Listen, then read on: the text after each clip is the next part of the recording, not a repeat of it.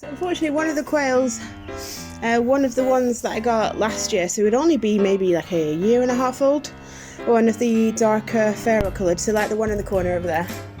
I only had 2 of those left after we'd had all the weasel attacks and things like that, or anyway, the ones that wiped out quite a lot of my quails last time.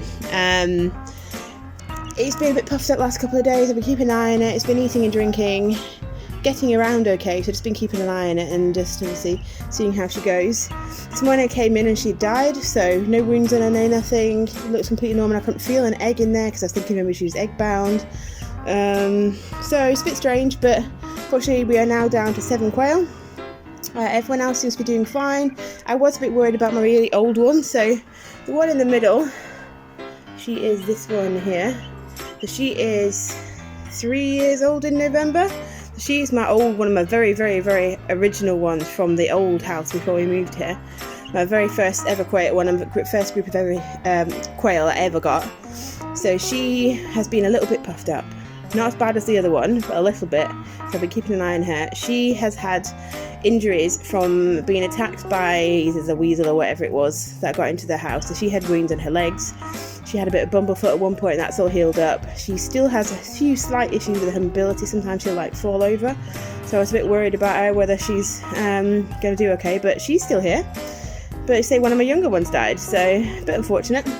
I've just been down to milk Freya and check on little boy. So he finished his antibiotics yesterday. He had his 5th day.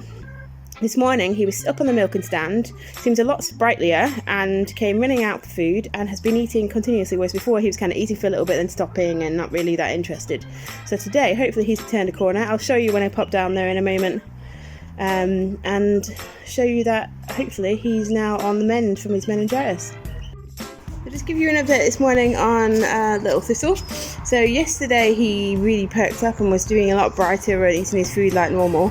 And he pretty much came out of the stable because the Saturday he was still very subdued, reduced appetite, so he's going for his food straight away. He managed to drink some milk off mum yesterday as well, so he's obviously a lot more sprightly. So he finished his antibiotics on Saturday, but that's where we had to carry them on because he hadn't really had any more, hadn't improved really in his demeanour.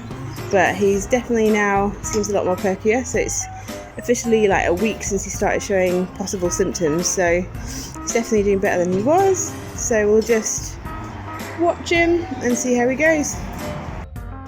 So I got home from work, we're just putting these guys to bed. It's about 6 p.m. on Monday evening, and I just wanted to, another quick update, I did one this morning. He is now jumping up on the stable. He is pretty much acting completely back to normal.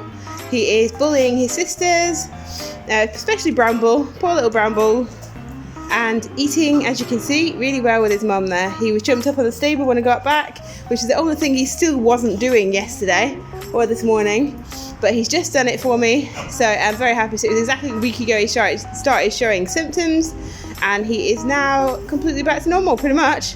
So obviously we'll keep a close eye on him, but he is doing really well.